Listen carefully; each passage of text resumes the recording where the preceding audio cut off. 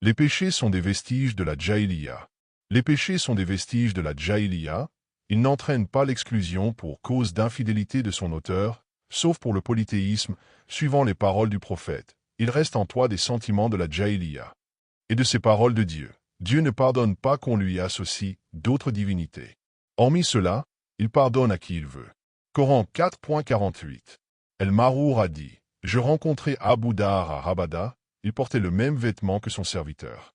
Comme je l'interrogeai sur sa façon de s'habiller, il me répondit, « J'ai injurié un homme à propos de sa mère, et le prophète m'a dit, « Ô Abu Dar, tu insultes cet homme à propos de sa mère, tu gardes en toi des relents anti-islamiques. Ces serviteurs que Dieu a mis sous votre pouvoir sont vos frères.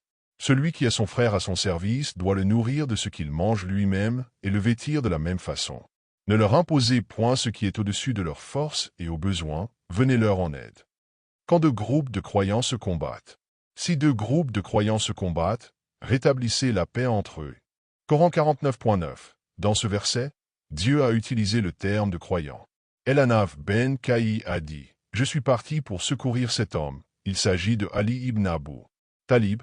Lorsqu'Abu Bekr m'aperçut et me questionna, « Où vas-tu? » Secourir cet homme, répondis-je. « Retourne d'où tu viens, m'ordonna-t-il. J'ai entendu le prophète dire, « Quand deux musulmans se combattent avec le sabre, le meurtrier et la victime iront en enfer. » Je demandai au prophète, « D'accord pour le meurtrier, mais pourquoi la victime?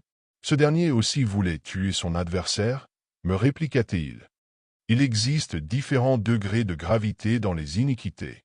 Abdallah ben Messaoud a dit, quand le verset suivant fut révélé, « Ceux qui croient et n'altèrent point leur foi d'iniquité, ceux-là seuls se trouvent en sécurité car ils suivent le vrai chemin. » Coran 6.82. Les compagnons du prophète lui demandèrent, « Qui donc parmi nous n'a pas commis d'iniquité ?» Dieu fit descendre alors la révélation suivante. Le polythéisme est la pire iniquité qui soit. Coran 31.12. Les traits caractéristiques de l'hypocrite. D'après Abdallah ben Amr, le prophète a dit, « 4 défauts, quand ils sont réunis chez un même individu, en font un hypocrite accompli. Lorsqu'un seul de ces défauts se trouve chez une personne, celle-ci sera considérée comme atteinte d'hypocrisie jusqu'au moment où elle se débarrassera de son mal. Les 4 défauts sont les suivants, trahir la confiance placée en soi, mentir dans les propos, manquer aux promesses et manifester de la mauvaise foi dans les discussions.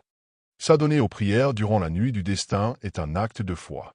D'après Abu Huraïra, l'envoyé de Dieu a dit, « Celui qui se tiendra en prière durant la nuit du destin, Léla el-Qadr, avec une foi sincère et dans le but d'être agréable à Dieu, verra le pardon de ses péchés antérieurs. » Le djihad, la guerre sainte, est un acte de foi.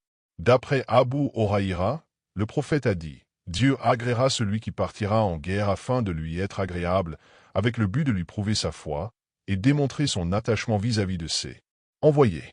Puis, il le ramènera nanti de récompense divine ou de butin, ou le fera introduire au paradis.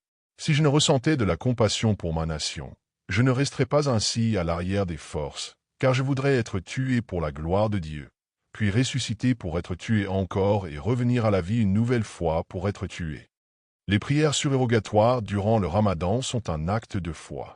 D'après Abu Huraïra, le prophète a dit, « Celui qui accomplira des prières surérogatoires durant le mois de Ramadan, en toute bonne foi et avec une intention pure, Dieu absoudra ses péchés antérieurs. » Jeûner durant le Ramadan en vue de la satisfaction divine est un acte de foi. D'après Abu Huraïra, le prophète a dit, « Celui qui observe le jeûne durant le Ramadan, avec une foi sincère et en vue de la satisfaction divine, Dieu lui pardonnera ses fautes antérieures. » La religion musulmane est d'une pratique aisée. De ces mots du prophète, Dieu aime la religion hanif, qui tend vers le bien et s'écarte du mal, dont la pratique est aisée. D'après Abu Huraïra, le prophète a dit, « La religion est facile à observer. Que nul ne cherche une trop grande rigidité dans son accomplissement car il pourrait succomber à l'effort. Respectez le juste milieu en essayant de vous rapprocher de l'idéal. Espérez et implorez Dieu à l'aide de la prière le matin, le soir et une partie de la nuit. La prière est un acte de foi. El-Bara a dit, les premiers temps de sa venue à Médine, le prophète habita chez ses grands-parents, selon une autre version, chez des Ansars, parents du côté maternel. Il fit la prière pendant 16 ou 17 mois en se tournant vers le temple de Jérusalem, alors qu'il eût aimé s'orienter vers le temple de la Mecque. La première prière qu'il accomplit vers la Mecque, fut celle de l'après-midi, à Sar, en compagnie d'un groupe de fidèles. L'un d'eux, en s'en allant, passa près d'un oratoire où des fidèles étaient en prière. Il leur dit, « Je jure par Dieu que je viens de faire la prière avec l'envoyé de Dieu tout en étant tourné en direction de la Mecque. » Les fidèles s'orientèrent alors vers le temple de la Mecque, en gardant leur position. Les Juifs avaient considéré avec satisfaction, de même que les chrétiens, l'orientation vers le temple de Jérusalem, et lorsqu'ils virent le prophète se tourner vers la Kaaba, ils lui en firent grief. El-Bara ajoute, « Des fidèles étaient morts avant le changement de Qibla, ils avaient été tués au combat, et nous ignorions quel était leur sort lorsque Dieu révéla ce verset. Ce n'est pas Dieu qui fera perdre le fruit de votre foi. » Coran 2143. Quand un homme embrasse l'islam. D'après Abu Saïd el-Khodri, l'envoyé de Dieu a dit, « Si un homme embrasse l'islam et qu'il devienne un musulman sincère, Dieu absoudra tous ses péchés antérieurs. Puis à partir de ce moment, chaque bonne action sera affectée d'un coefficient de 10 à 7 cents, alors que la mauvaise action sera rétribuée à sa juste valeur. Il se peut même que Dieu ne prenne pas en considération cette dernière. » Abu Huraïra, qui cite un hadith identique, ne mentionne pas la dernière phrase. Dieu aime le culte qui dure le plus longtemps. Selon Aïcha, le prophète lui rendit visite un jour alors qu'une femme se trouvait chez elle.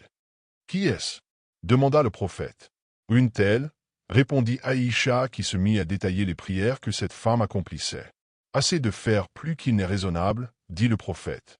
Par Dieu, le Seigneur ne se lassera pas de vous entendre avant que la fatigue n'ait de prise sur vous.